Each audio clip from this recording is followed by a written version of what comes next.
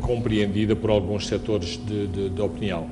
Não obstante Portugal ser um pequeno país, ser em última análise também o país colonizador de Moçambique, ele tem uma importância muito importante, quer do ponto de vista dos negócios que existem em Moçambique, com a contribuição de Portugal para a economia de Moçambique, mas também por uma relação de proximidade em relação a alguns temas políticos importantes, nomeadamente aquilo que é o assunto do momento, a tensão político-militar. E Portugal, não obstante ter tido um papel menor no Acordo de Roma, sempre teve muitas pontes em relação à RENAMO. E essas pontes continuam a existir a partir da própria família do presidente português Marcelo Rebelo de Sousa.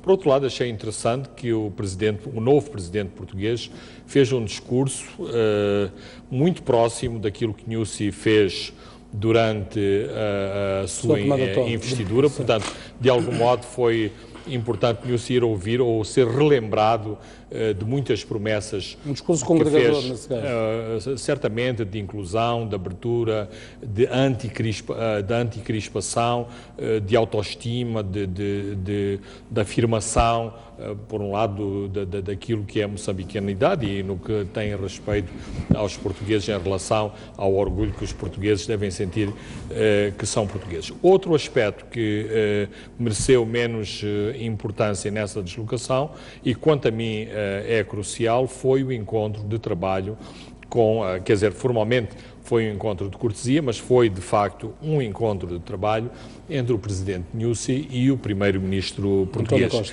Mais uma vez, aqui há uma série de cumplicidades e afetos que Nyusi está a procurar explorar. António Costa é filho de uma pessoa nascida em Moçambique, tem muitas afinidades com Moçambique, tem um carinho especial para com Moçambique, como é o facto de Marcelo Rebelo de Sousa. Aliás, penso que a primeira visita do presidente português já em abril vai ser a Moçambique. Portanto, acho que foi uma oportunidade que Nyusi não deixou escapar e claramente marcou pontos nessa sua iniciativa de se colocar ao lado do rei de Espanha como um dos dois dignatários estrangeiros na tomada de posse de Marcelo Rebelo de Sousa em Lisboa.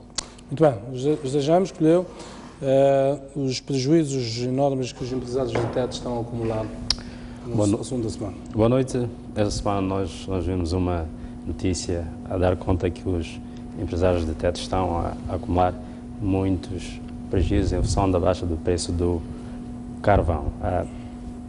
Naturalmente não é nada que não se estivesse à espera, mas só que lança um grande sinal em termos do que pode haver em relação a uma economia que depende de apenas uma commodity, no caso carvão.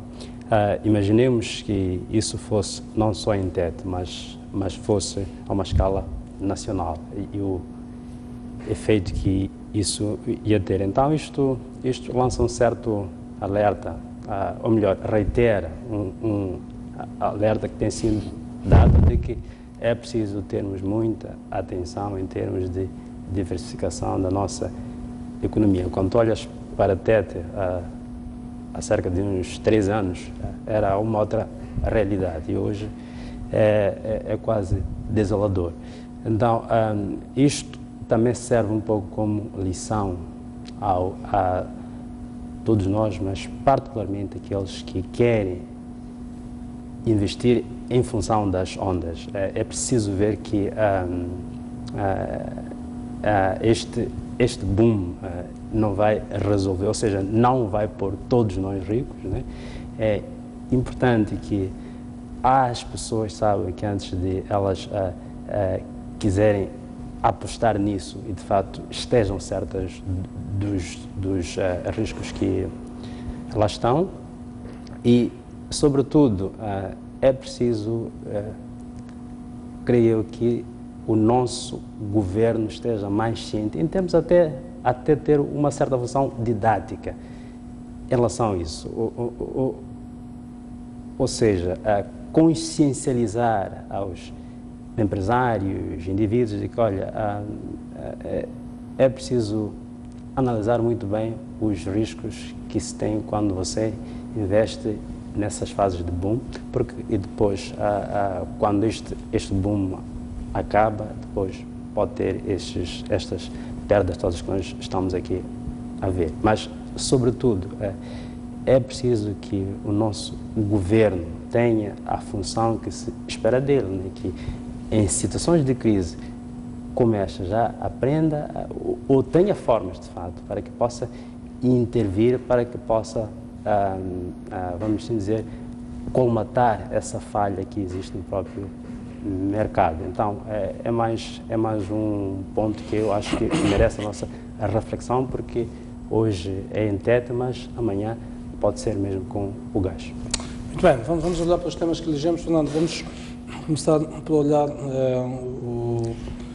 temos vários temas, a resposta de Afonso, acaba o convite de Afonso ao convite do Presidente Nyusi, a reestruturação da dívida da Ematum, mas vamos começar por olhar para este tema. Tem sido uma negação tremenda em alguns cantos da realidade, a questão das investigações de denúncias de violação de direitos humanos em TET. O caso dos refugiados, ou alegados refugiados, como alguns pretendem chamar. De qualquer modo, estamos a referir a pessoas que saíram do seu habitat normal para outro. Chamemos-lhes refugiados, deslocados, estamos a falar das pessoas que saíram do seu habitat para outro. Queria começar por ouvir aqui a tua opinião relativamente a este tópico. O Governo anunciou esta semana uma decisão que tomou numa sessão do Conselho de Ministros, portanto, que é criar uma comissão de inquérito para ir investigar este assunto, trazer, digamos, elementos relativamente às acusações que pesam sobre as forças de defesa e segurança, de violação de direitos humanos. A equipe é constituída pelo Vice-Ministro da Justiça, Assuntos Constitucionais e Religiosos, que é o chefe dessa comissão, e ainda pelo Vice-Ministro do Interior, e integra ainda quadros dos Ministérios da Justiça, Assuntos Constitucionais e Religiosos, da Administração Estatal e de Função Pública e do Ministério do Interior, e ainda convidados à representação de instituições que lidam com a matéria, pelo menos é nestes termos que o comunicado do Conselho de Ministros coloca a questão. Começo, Fernando, como é que olha para esta comissão, os moldes em que esta comissão... Eu começaria por desempatar a questão dos refugiados deslocados, citando o ministro Oldemir Balói. Independentemente do seu estatuto legal, aqueles são moçambicanos, são esmagadoramente moçambicanos, e aquilo que nós temos que fazer é dar assistência a esses moçambicanos. E, tendo dito isto, significa que, e já o disse a semana passada, que Oldemir Balói andou muito bem ao desdramatizar e, em última análise, tentando, de algum modo, não era impossível consegui-lo, mas despolitizar ou despartidarizar o assunto. Também mas parece estar só, pelo menos, na forma como ele olha o assunto. Já lá vamos. Eu refiro-me várias vezes, quando há tragédias, ouvimos governos a perguntarem ao governo português: há portugueses em algum lugar, o governo está a esforçar-se por resolver o problema desses portugueses, há americanos, o governo americano está a preocupar-se. Olha, em primeiro lugar, olha-se para se eles são nossos compatriotas ou não, independentemente das razões que por isso mesmo que acho insultuoso e claramente uma atitude de utilizar esses moçambicanos como uma arma de arremesso político, quando ouvimos as declarações nomeadamente do governador de TET, tentando desqualificar estas pessoas. De qualquer forma, e voltando à matéria em questão, que é da Comissão, também me parece que o Governo andou bem em nomear a Comissão. Agora, aqui começam os equívocos.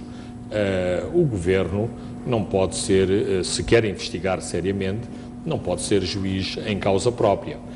Isto é a mesma coisa que uma pessoa ter sido chambuqueado pela polícia e a seguir entra uma nova equipa de polícias a perguntar se os outros polícias que estiveram na cela estiveram a chambuquear os presos. Aliás, nós vemos como aqui os presos falam, confessam todos os crimes e mais alguns, porque quando são apresentados à televisão, exatamente já levam a lição estudada. Se tu não dizes, ainda há mais chamboco à tua espera. Portanto, há métodos de trabalho, há métodos de investigação. Aquilo que o Governo deveria ter feito era estender um convite, nomeadamente à Amnistia Internacional, ao Human Rights Watch, ao Alto Comissariado dos Refugiados, para se encontrar uma metodologia séria para se fazer essa investigação. Então, nada melhor do que convidar as pessoas que denunciaram o assunto. Com todo o respeito que eu possa ter pelo vice-ministro do Interior, mandar o vice-chefe das polícias do país para fazer essa investigação é contraproducente. Mas daquilo que eu ouvi do vice-ministro da Justiça, não vi nenhum ministro da Justiça lá. Encontrei um comissário político do Partido Frelimo muito interessado e em consonância com o que disse o governador de Tete, de tentar provar o improvável. Aliás, aqui coloca-se outra questão. É que me parece que há uma contradição entre aquilo que o Governo bem intencionadamente procura fazer, nomeadamente, mais uma vez, tomando como referência o Conselho de Ministros e a intervenção do Ministro dos Negócios Estrangeiros no Parlamento, e depois toda uma campanha ideológica via meios de comunicação estatal e a distritos, tentando dizer que estas pessoas são da Renamo, são familiares da Renamo, o que me parece, portanto, que há uma dessintonia, ou seja, o Presidente e as pessoas que estão à volta do Presidente tentam fazer ou conduzir este episódio triste e dramático para milhares de moçambicanos de uma forma que me parece correta, e há outro setor que está claramente apostado em politizar, em usar os refugiados como uma arma de arremesso, nomeadamente contra a Renamo, porque agora a queima de casas em Condesi já é da Renamo, todas aquelas pessoas são da Renamo, todos os ataques foram protagonizados pela Renamo. Portanto, não me parece, que a composição da equipa ministerial foi a mais correta, dado o perfil das pessoas que foram escolhidas, e a metodologia para se conduzir esta investigação não convence, não cola, e certamente que não vai ter qualquer apoio, quer das Nações Unidas, quer de organizações como a Amnistia Internacional e a Human Rights Watch. Muito bem, veja, como é que olha para este intrincado caso que já se percebe claramente que há aqui o jogo todo de propaganda em torno deste conflito político-militar, e como se diz novamente, na guerra a principal vítima é a verdade. Eu penso que o Governo tem que sinalizar o que é que ele quer deste inquérito. Se de fato quer que seja produzido um relatório credível sobre os fatos, ouvindo todos os lados, ou vai cair na tentação, voluntariamente ou não, de cair na tal propaganda que parece estar claro que está a vir nos meios de comunicação social. Ou seja, como eu aqui disse há uma semana, não se pode trazer os fatos apenas como sendo duas versões que nunca se encontram. Ou seja, tu tens o lado em que a tese é as pessoas foram vítimas das forças de defesa e segurança. Pronto. Outro lado, você está a dizer que as pessoas estão a ser vítimas da Renamo. Então, ora, nós aqui temos versões, duas versões. Vamos ter como ponto de partida que elas são legítimas, ok. Ao menos como, quer dizer, ou opiniões, impressões, ou lá o que for. Ou de gente que diz que viu esses fatos. Pronto. Então, eu acho que como ponto de partida, o Governo tem que olhar para essas duas versões com a mesma seriedade. E nesta função investigativa, e que eu de fato concordo com o Lima em relação a isso, é preciso também trazer um equilíbrio de como é que esses fatos vão ser analisados. Acha que há a partir de um preconceito relativamente há uma tese. Portanto, isto aqui é uma hipótese, portanto, é uma hipótese, uma única hipótese, de fato, é o que ao menos nota-se até agora. É uma hipótese à procura de fatos, ok? Uma pauta. E a forma como esses fatos vão ser analisados preocupa.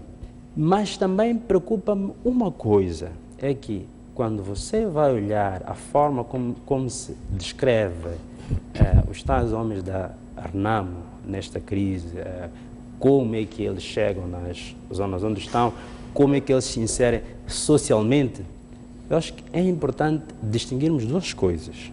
O processo de inserção social histórico que houve desses homens da Renamo desde 92 e como eles encontraram forma de reprodução social, inclusive criando redes próprias, ok? Inclusive retomando relações que existiam durante o tempo de guerra e que vão se inserindo no meio social. Existem estudos que mostram isto. Então, isto é uma coisa, portanto, é um processo que tem mais de 20 anos. Outra coisa é o processo que supostamente está a vir como a tese agora, de que eles começaram este movimento no âmbito desta crise. Então, nós aí estamos a falar de duas coisas diferentes. Então, a partir do momento que você trata este processo de como esses homens da Renamo se inserem socialmente da mesma forma, você está a perder, no meu entender, a perspectiva do problema fundamental, ou seja, a sua inserção no meio social e a eventual forma como as pessoas resistem, atacam, apoiam o Estado, são coisas diferentes, porque se for uma coisa que vem de algo que já tem mais de 20 anos, foi se construindo ao longo deste ano, quer dizer, deste tempo todo, é uma coisa mais profunda, que merece um outro tipo de reflexão, que não é apenas em função desta crise, mas é um problema estrutural do processo de reconciliação e pacificação inacabado. Agora, se você vai encontrar uma solução como se fosse apenas para esta crise, eu acho que está-se a perder substancialmente a perspectiva daquilo que é o problema real. E o que mais preocupa é que é em função disso que parece que as soluções, sejam elas boas ou más, estão a ser pensadas, ao menos é o que vem a público, que estes homens todos e a sua inserção social decorre desta crise. Até pode ser, não digo que não seja, mas só que, repito, é preciso termos em conta que há um processo que já vem de muito mais longo prazo, portanto de há muitos anos, e que também precisa ser profundamente compreendido e que não se confunda com estes elementos que têm a ver com essa crise, que embora seja conjuntural, é claro, tem os seus elementos mais estruturais. Como é que interpreta este facto que é trazido hoje pelo Jornal do Domingo? Diz que o Acnur impediu a equipa de governo, esta equipa de governo, de fazer o seu trabalho no campo de refugiados.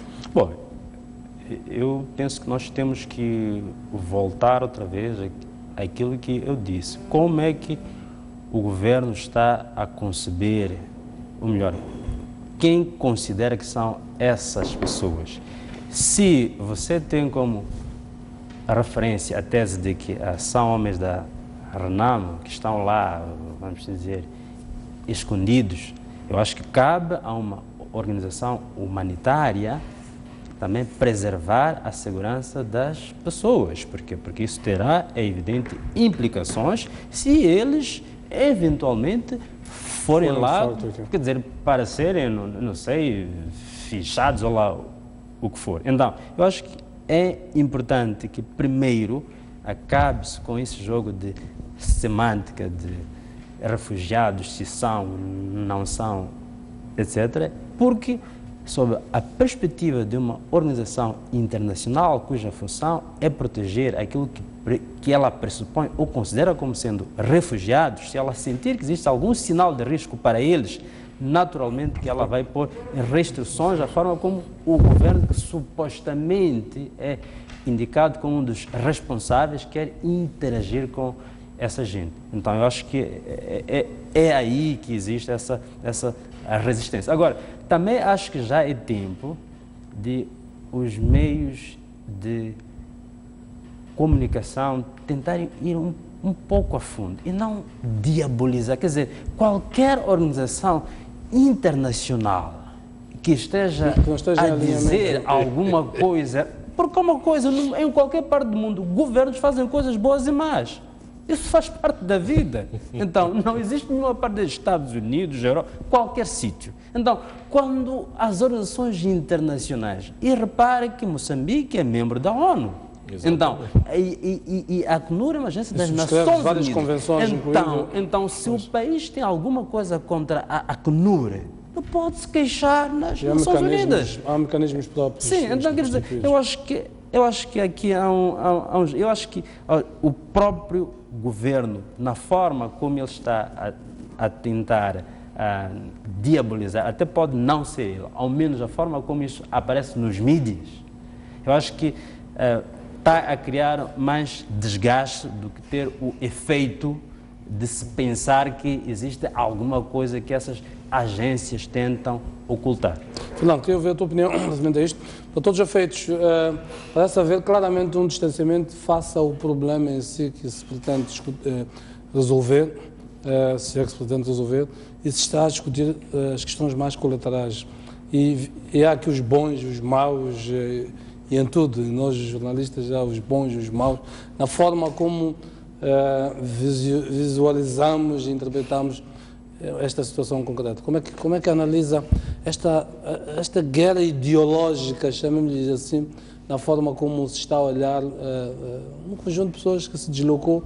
Haverá sempre alguma razão. Certo, mas antes queria evidenciar um ponto que me parece muito, muito importante, que o Zé Jaime levantou, que é estes relacionamentos das comunidades com a RENAMO, de laços, ou seja, que a propósito de refugiados, deslocados e de comunidades, veio à tona também relações que existem de há muitos anos entre RENAMO e as comunidades. Que estão, o que nos leva a ser reatadas. Exato, o que nos leva para um estudo muito importante que foi feito durante a guerra e que foi um ponto que influenciou inclusivamente alguma viragem na abordagem no seio do governo e da Frelimo em relação à problemática da guerra, que foi o estudo feito pelo, acho que era antropólogo Christian Giffrey, na província de Nampula, em que exatamente colocava estas ligações da comunidade e que, portanto, afastava a diabolização da altura, que eram estas pessoas são completamente alígenos às comunidades, são autênticos paraquedas, diabos marcianos, quando estas pessoas são moçambicanos, ligam-se com a comunidade, as relações com a comunidade, a destruição do tecido social nas comunidades tem a ver também com este fenómeno da guerra. Indo diretamente à questão colocada, eu penso que o departamento ideológico do Partido Frelimo, que me parece mais o departamento ideológico do Partido Frelimo que o governo, passou à ofensiva, neste caso, dos refugiados, ou seja, está a utilizar isto para dizer que tudo é uma armação da RENAMO, tudo resulta quer da criação dos governos provinciais a partir do 1 de março, tudo resulta destas movimentações, inclusivamente as ações que foram feitas pelas Forças de Defesa e Segurança visavam repor na sua plenitude a autoridade do Estado nessas regiões, reconhecendo-se implicitamente que não havia autoridade ou que a autoridade do Estado era muito ténue nessas localidades. O que não é nada normal, tendo em conta o contexto específico do nosso território e o contexto histórico do qual estamos a ver. Há muito mais zonas em Moçambique. A outra coisa que é muito lamentável é que o Malawi é sempre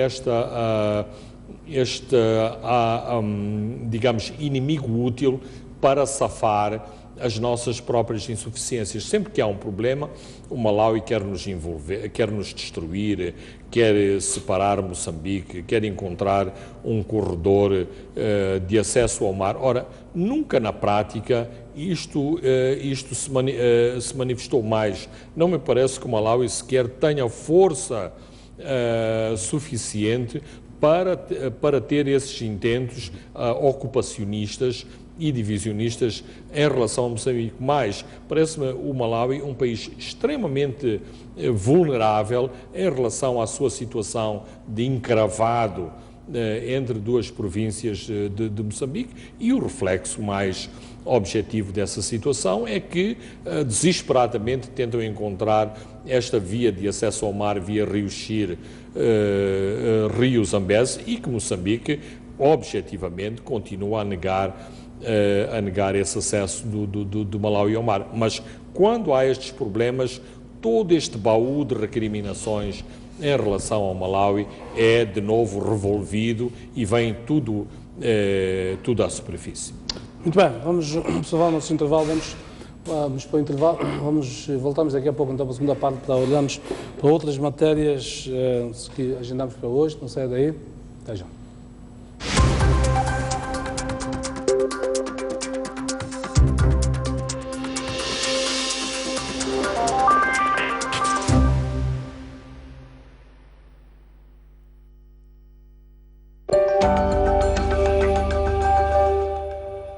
Nosso compromisso é com as pessoas, os fatos e as suas implicações. Mas não ignoramos as causas, os custos, as razões e as responsabilidades. Estamos atentos aos nossos dramas, ações, conquistas e celebrações. Questionamos quem, onde, quando, como e, sobretudo, porquê. Mostramos no grande plano. Mais um baú. Recordações, momentos épicos, momentos marcantes, grandes vitórias, campeões. Como é que o futebol começou na sua vida e o que é que foi o futebol? Eram todas equipas bem estruturadas com um futebol de se tirar o chapéu. A gente jogava aqui na Baixa, saía da Baixa. Era obrigado a fazer o jogo dos Palaninhos. Antigos jogadores, paraquedistas, árbitros, pugilistas, médicos. O primeiro envolvimento direto foi como médico da seleção que foi aos Jogos Olímpicos, Moscovo, 1980. Hoje já temos a capacidade de fazer diagnósticos e cirurgias artroscópicas. O paraquedismo começa quando eu via militares da Força Aérea saltar. A dobragem de paraquedas é uma coisa fundamental. Uma campeã nasce ou faz-se? Um talento tem que nascer, mas também não basta só nascer, tem que se fazer para ser campeão.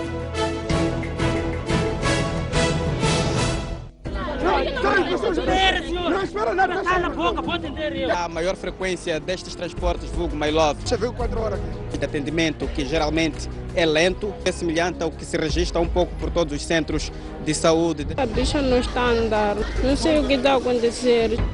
Muitos dos que vieram morreram mesmo neste lugar. Não se queria ver pessoas cuja ocupação não é clara. E são elas que vieram parar aqui. Tudo o que nos rodeia mexe conosco. Trazer opiniões diversas de um assunto que mexe com todos permite trazer mais equilíbrio nas nossas matérias. No grande plano.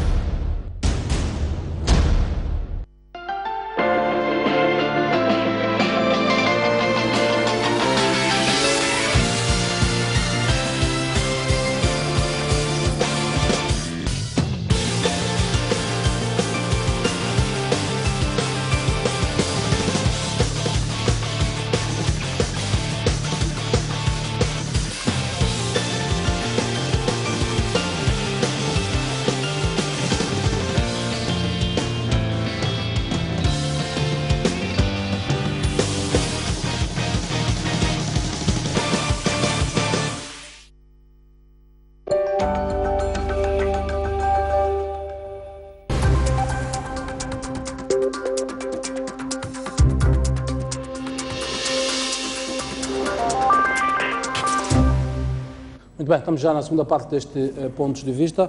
Vamos à questão do diálogo político. O Presidente da República, Filipe Nyusi, na outra semana tinha endereçado um convite ao presidente da RENAMO, Afonso Dhlakama, para o diálogo na sequência das recomendações do Conselho Nacional de Defesa e Segurança, portanto, nesse sentido. Essa carta foi ao presidente da RENAMO. Esta semana veio então a resposta do presidente da RENAMO, através do chefe do seu gabinete. Fernando, vou começar por ti desta vez, queria ouvir. A Câmara responde ao presidente, diz que aceita retomar o diálogo, saúde, inclusivamente o Conselho Nacional de Defesa e Segurança, pela recomendação que fez ao presidente da República, mas apresenta aquilo que considera pontos prévios para, em sua opinião, se evitar aquilo que sucedeu no passado, nomeadamente. Quer, número 1, a definição de uma agenda para este encontro, porque diz que não quer que os dois líderes se encontrem e falem informalmente, sem nada escrito, troquem abraços e depois nada acontece. Número 2, quer que o Governo aceite os mediadores que propôs tempestivamente, nomeadamente a Igreja Católica, a África do Sul e um dado novo, desta vez, que é a União Europeia. Fernando, o que é que lhe parece esta resposta de Afonso Dhlakama? Bem, em primeiro lugar, penso que, em conjugação com a iniciativa do Presidente Nyusi, é um ponto positivo. Desde logo, pela resposta pronta e rápida que Afonso Dhlakama deu ao convite de Nyusi. Ou seja, isto mostra que consideraram seriamente ou que havia elementos de seriedade no convite formal de Nyusi. 2, na questão de Nyusi nomear 3 pessoas para preparar o encontro, o que indiretamente mostra a vontade do Governo de discutir uma agenda prévia para esse encontro, indo indiretamente ao encontro das exigências prévias da RENAMO. Um segundo ponto que eu acho positivo e que complementa muito do que nós temos dito aqui nesta tribuna é o seguinte: este mês é um mês muito importante, é um mês crucial em termos de calendário político para Afonso Dhlakama, e Afonso Dhlakama claramente precisa de ter elementos sólidos com que argumentar para, em última análise, recuar em toda a argumentação em relação aos governos nas 6 províncias. Ora, se nós estivermos atentos, a aceitação do convite não faz qualquer referência às seis províncias, nomeadamente que só poderia haver conversações com os governos da RENAMO nas 6 províncias. Há um ponto, e coloca de novo no Governo em relação à mediação internacional, que não me parece sequer que seja um ponto muito difícil de acolher por parte do Governo. Para todos os efeitos, parece haver reservas. Já ouvimos falar de autoestima. O Governo parece não receber com bons, ver com bons olhos a questão de trazer Jeremias, é o mesmo problema. Já tinha acontecido com a questão dos... Não, é o mesmo problema dos refugiados. Os governos têm, qualquer governo tem problemas e é embaraçoso reconhecer que há refugiados. Se há refugiados é porque há um conflito interno. Se há uma mediação internacional é porque há algo para mediar, ou seja, é porque há algo de substantivo entre os moçambicanos que esses mesmos moçambicanos não conseguem resolver. Do ponto de vista do Governo, o Governo acha que não é necessária essa mediação internacional. A RENAMO acha que há, não só pelos aspectos técnicos que têm a ver com mediação. Há outro problema crucial e que importa referir. Nunca esteve tão baixo o nível de confiança da RENAMO e em especial de Afonso Dhlakama em relação às intenções do Governo, em relação às intenções das forças de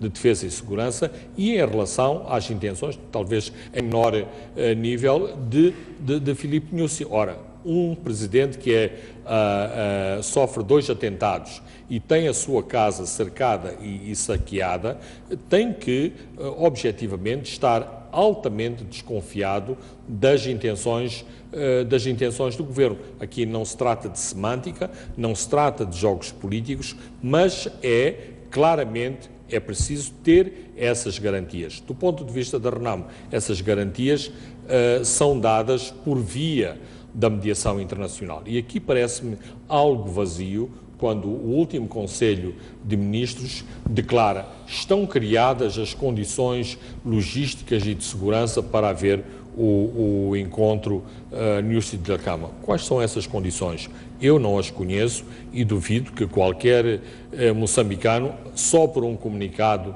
do Conselho de Ministros, não pode ser levado a concluir que essas condições de segurança existam e foram criadas. Isso é o Governo que está a dizer. O Governo é apenas uma parte nesse diálogo entre Nussi e Dhlakama. Zé-Jame, queria ver a sua opinião a isto. Já mencionei aqui aquilo que a Renamo coloca como pontos prévios. Para todos os efeitos, em função daquilo que eu estava aqui a falar com o Lima, parece haver reservas da parte do Governo relativamente à intervenção de elementos externos.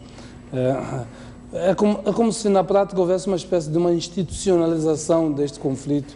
E ainda esta semana trocávamos mensagem, o International Crisis Group colocava Moçambique na lista dos países com alerta de risco de conflito ao lado de países como Afeganistão, Malau, Sudão, Somália, Chad, Turquia. Ou seja, esta institucionalização parece, para o Governo quer manter este como um assunto interno para todos os efeitos. Sim, quer dizer, é razoável que o Governo queira que o assunto se mantenha como interno, sem dúvida, porque torna mais fácil digerir este assunto.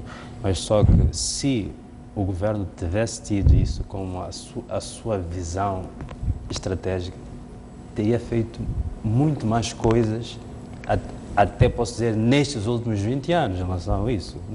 Não fez, agora já é muito tarde. Agora,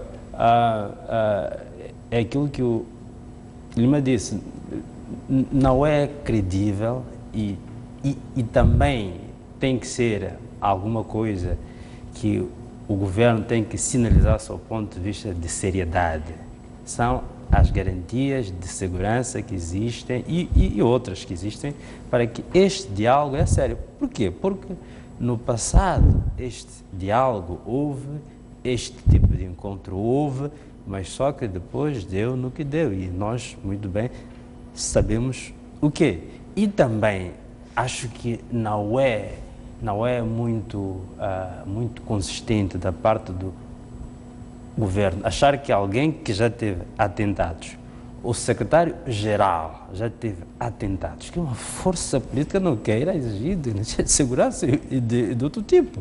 E mais ainda, não me parece que seja razoável que o Governo, depois de tantos encontros, tantas rondas que houve, claro que a culpa de parte a parte, e de promessas de que alguns assuntos iriam ser vistos com alguma abertura, pelo menos, e depois não houve. Né? Não que o Governo tenha que ceder a tudo aquilo que a Renamo diz, mas parecia que haveria alguma abertura para que se aprofundasse a discussão sobre alguns pontos, e não houve. Naturalmente que qualquer o próprio Governo, quereria que não fosse mais um encontro. Acho que tanto os atentados de Afonso Dhlakama acabaram por legitimar de alguma maneira uma certa posição de endurecimento para a Renamo. Desconfiado, Jeremias, você se tivesse 2 atentados ainda iria aceitar ter encontro com a mesma pessoa, quer dizer, entre aspas, né? Mas o ponto aqui, para mim, é o Governo e particularmente o chefe de Estado quer dar um sinal claro de que desta vez o diálogo é sério e de fato já deu alguns, quer dizer, a ideia de se criar um grupo já é um bom sinal.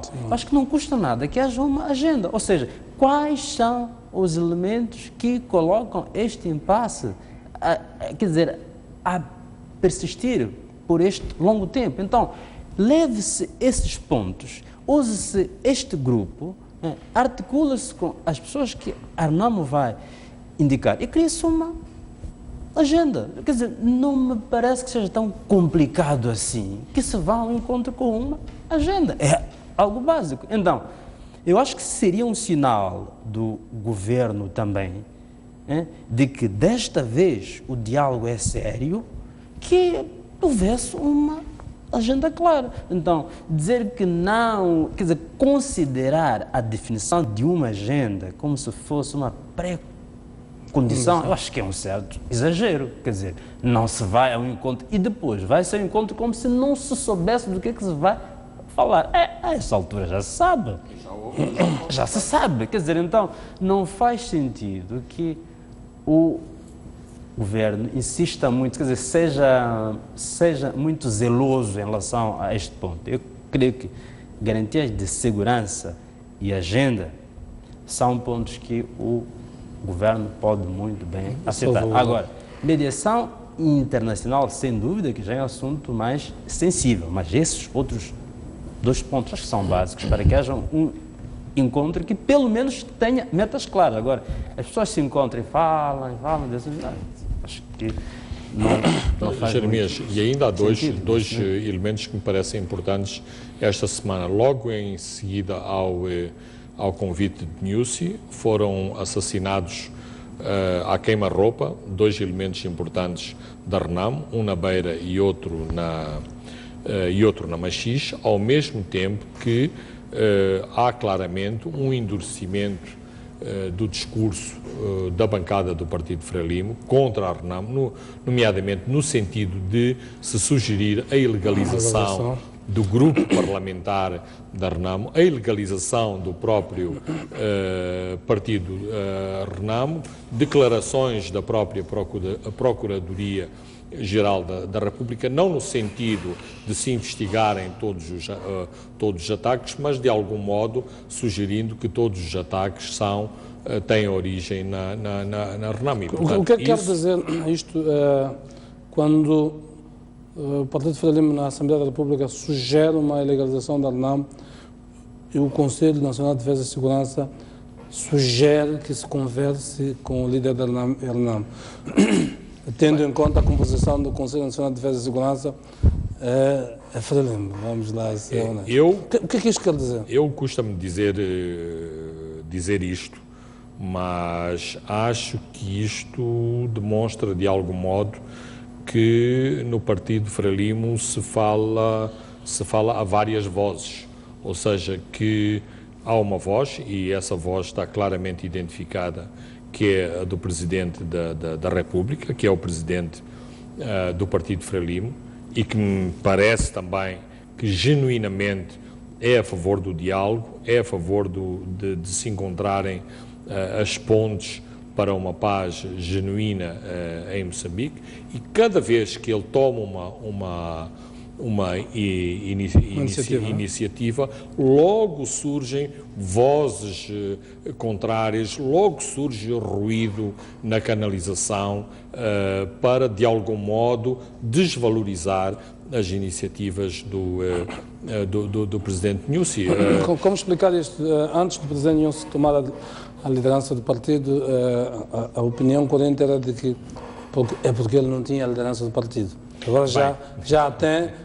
Como explicar isso? A teoria no seio do Partido Frelimo, ou no seio de determinadas forças no Partido Frelimo que querem a mudança, é que será agora, não foi no Congresso anterior que serviu apenas para mudar 5 burocratas no seio do partido, mas que será agora, na próxima reunião do Comitê Central do Partido Frelimo, que Nyusi vai tentar assegurar, de facto, que tenha as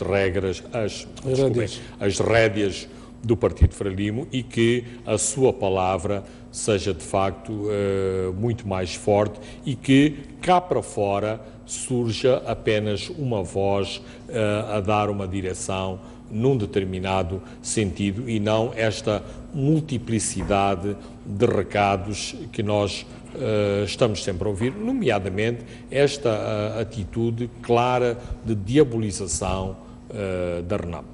Zé Jaime, como é que interpreta esta dissonância, ou pelo menos a ausência de consonância, na perspectiva em que esta questão do diálogo está a ser considerada, nomeadamente, pelo partido que tem a maior responsabilidade na gestão do país? O pior de tudo é que está a ser um padrão já. Né? Isto é que preocupa. Né?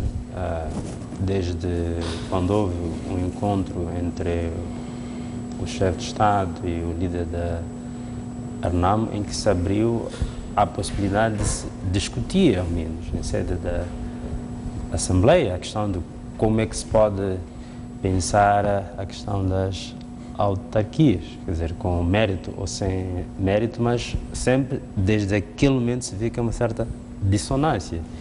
Eu acho que isto é mau e acho que isto desgasta, acima de tudo, o partido Frelimo. Porque fica-se com uma ideia de que aquele partido que tinha alguma unicidade, alguma estratégia, perspectiva, visão clara no seu seio, parece que já não é mais o mesmo. Este partido já não existe, ou mesmo. Então, acho que é mau quando nós temos o governo do dia e o partido, que é a sua base de apoio, que historicamente ou menos formalmente é considerado como um partido disciplinado, que tem uma linha clara, quando começam a haver várias vozes. Eu acho que enfraquece a todos, ao chefe de Estado, e enfraquece também a própria Frelimo, porque dá-se uma ideia de que não existe uma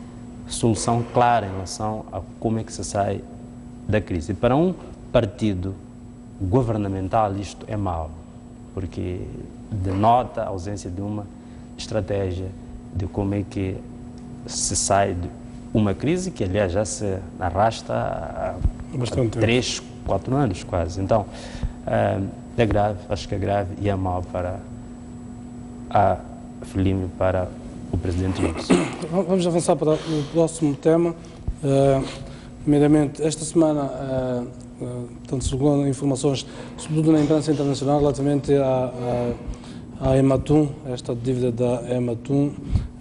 O que é certo é que o Governo atribuiu ao BNI, portanto, a responsabilidade de reestruturar junto dos mercados financeiros e dos credores, sobretudo, a dívida da Ematum, que, como se vê agora, não está tão o controle como politicamente, quer dizer, como politicamente ouvimos dos principais responsáveis, sobretudo da área financeira, está a estrangular e como as contas públicas, os desembolsos. Esta semana era suposto, esta última semana, o Governo ter feito mais um desembolso para atender ao serviço da dívida feito em dólares. Na situação em que está, digamos, a disponibilidade de divisas do Estado, já se percebe claramente que este é um nó de estrangulamento. O Banco de Moçambique introduziu profundas restrições nos pagamentos em moeda estrangeira agora, mesmo para quem os detentores de contas em moeda estrangeira, os levantamentos e tudo isso, está tudo nivelado muito por baixo, o que significa que a crise é muito mais profunda do que nos quiseram fazer entender. O que é certo é que a Ematum, de acordo com os dados que nós temos, o BNI vai apresentar então essa proposta em que os títulos da dívida da Ematum passam para, digamos, há uma troca dos títulos da dívida. O Governo oferece os títulos, portanto, os títulos soberanos, ou seja, a tal dívida que entrou como de avalização, oferece aos credores para lhes dar maior segurança, dada a deterioração dos ativos da Ematum, porque a empresa não está a ser rentável e, portanto, se não está a ser rentável, os seus títulos de dívida no mercado não têm consistência, e o alargamento do período de maturidade por mais 3 anos, propondo, e aqui um dado importante, o pagamento integral da dívida no final o pagamento, tanto do capital e juros, no final, digamos, da maturidade do empréstimo. Fernando, o que é que... esta é a proposta, ainda não há uma reação dos credores, esta reação depende de vários fatores.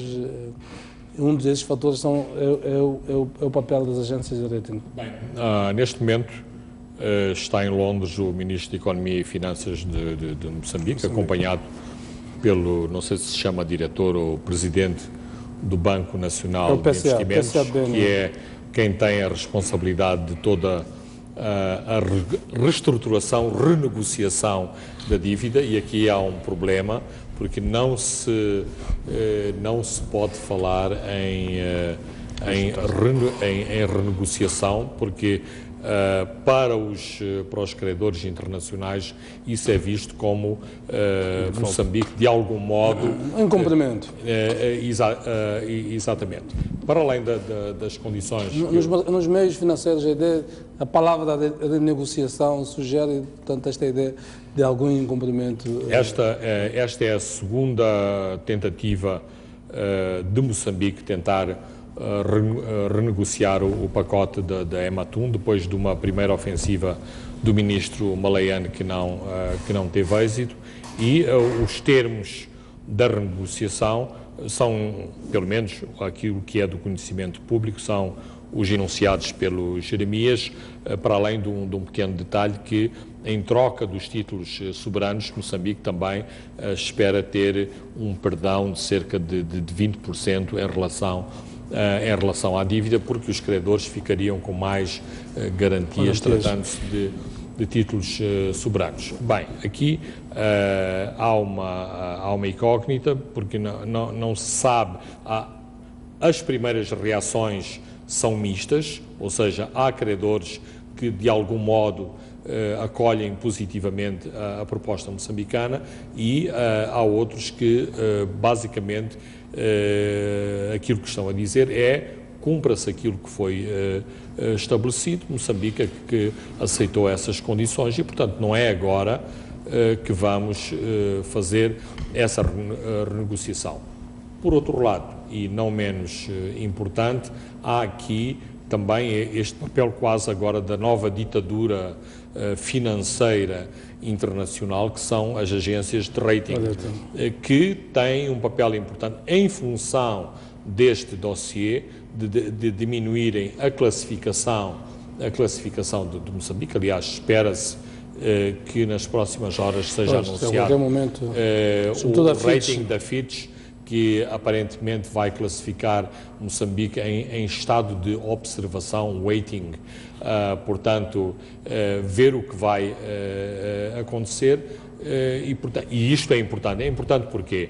Por causa da atual dívida moçambicana, que se deteriorou em função da desvalorização do metical, uma vez que a dívida é habitualmente indexada ao dólar, e, por outro lado, pelas condições em que, em futuros endividamentos, em futuros empréstimos, se os ratings de Moçambique, ou seja, se as classificações de Moçambique são negativas, isto significa também que as condições em que Moçambique vai buscar dinheiro aos mercados para o desenvolvimento do país serão em condições mais gravosas para Moçambique.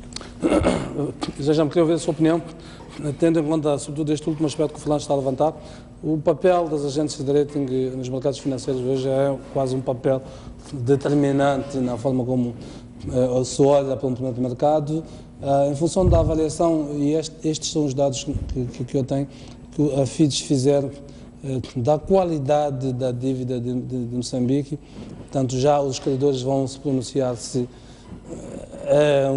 é lixo, se vamos para o lixo, ou estamos a ser considerados seriamente, e, portanto, junto dos mercados financeiros, onde nós nos vamos financiar o nosso processo de desenvolvimento, ainda podemos ser tidos em conta ou não pelos credores. Bom, aqui uma das alternativas que se pôs à mesa é se vai-se classificar a dívida de Ematum à parte e depois o resto à parte. Então, isto pode ser que dê alguma imagem um pouco mais, um pouco menos preocupante. Desde logo, a partir da altura, o Governo propõe trocar com os títulos de dívida pública, portanto, quase se coloca de parte a ideia de uma avaliação dívida da Ematum separadamente. Sim, portanto, o Governo diz que assume. Sim, é um pouco isto que o Governo está a dizer. Sim, agora...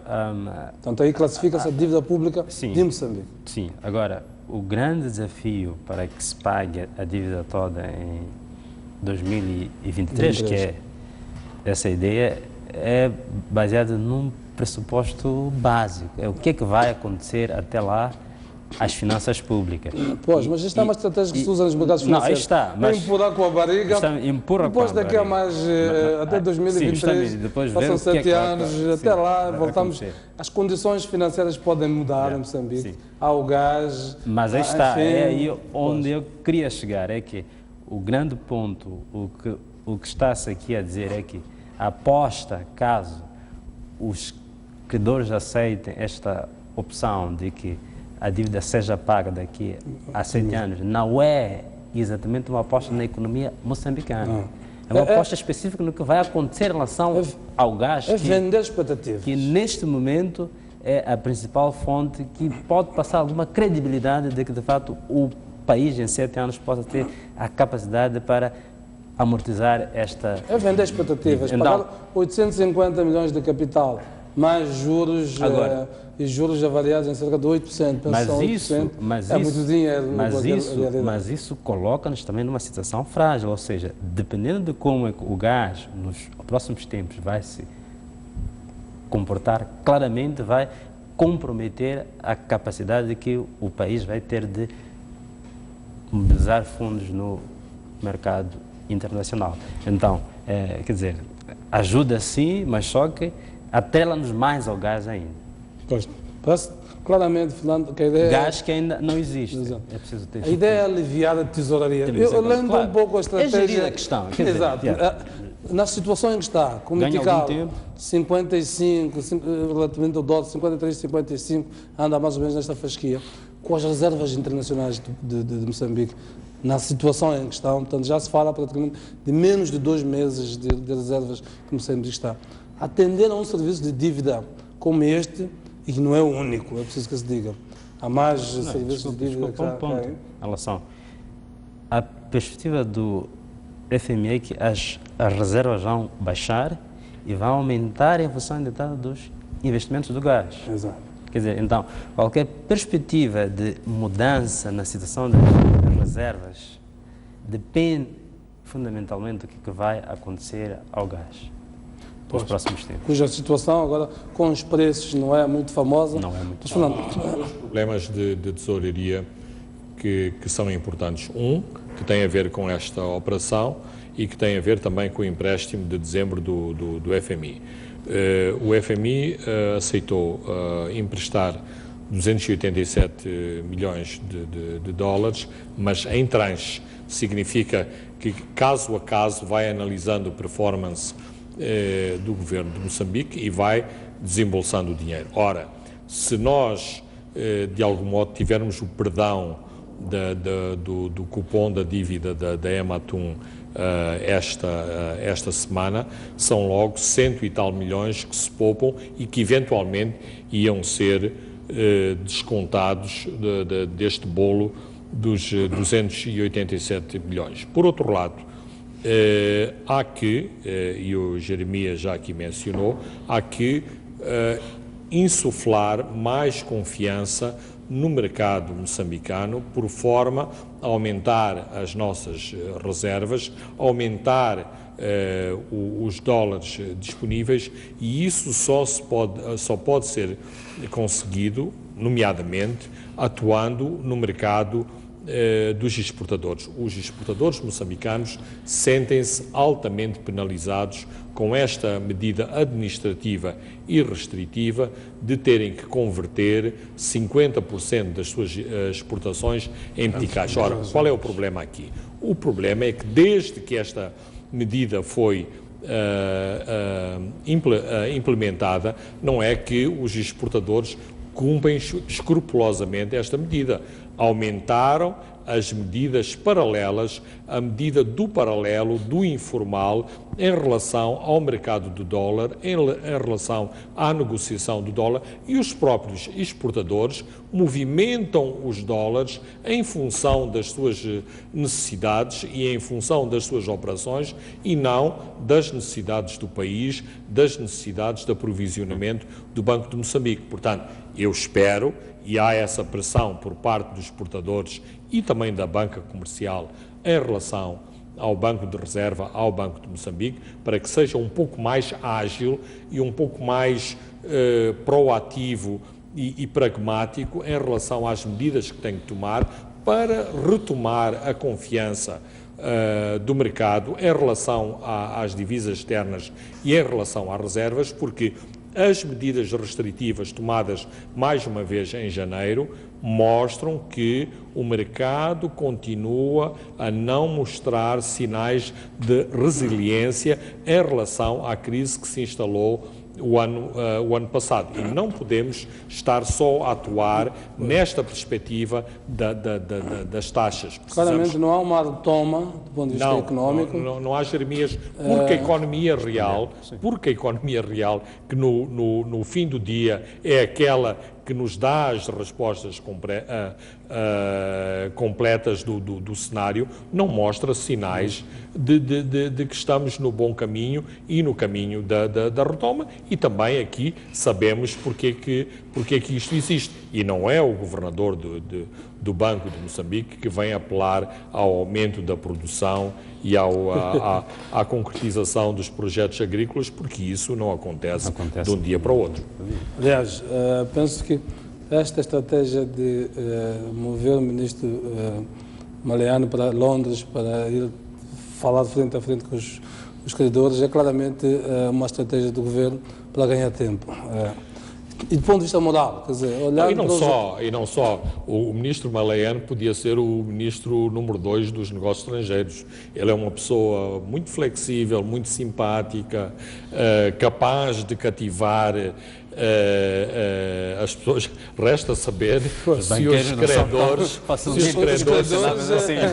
Não é com sorrisos... Não é com sorrisos que vão ficar convencidos, não. Precisam de dados reais. Com toda a simpatia que o ministro pode ter, mas é preciso muito mais do que isto. Muito bem, vamos continuar certamente a monitorar este assunto, porque percebe-se claramente o impacto que isto tem na tesouraria do Estado. Há compromissos a atender. Penso que haverá novidades no dia 17. Pois, há compromissos que o Estado tem que atender com o serviço de dívida feito em dólares, moeda convertível no geral, e com o metical, os números que está atualmente face ao dólar. Significa um profundo estrangulamento na economia, quando tu tens de, há um ano, fazer o serviço de dívida a 32 meticais o dólar, e agora fazes a 55, 56, portanto não há economia que resista, e quanto mais uma economia como a nossa, e, portanto percebe-se claramente isto. Muito bem, quero agradecer a vossa presença, vamos marcar desde já novo encontro para a próxima semana para continuarmos a monitorar estes e mais assuntos que vão marcando então a atualidade. Assim que nos acompanhou, dizemos nosso muito obrigado, próxima semana voltamos a encontrar neste espaço. Boa noite.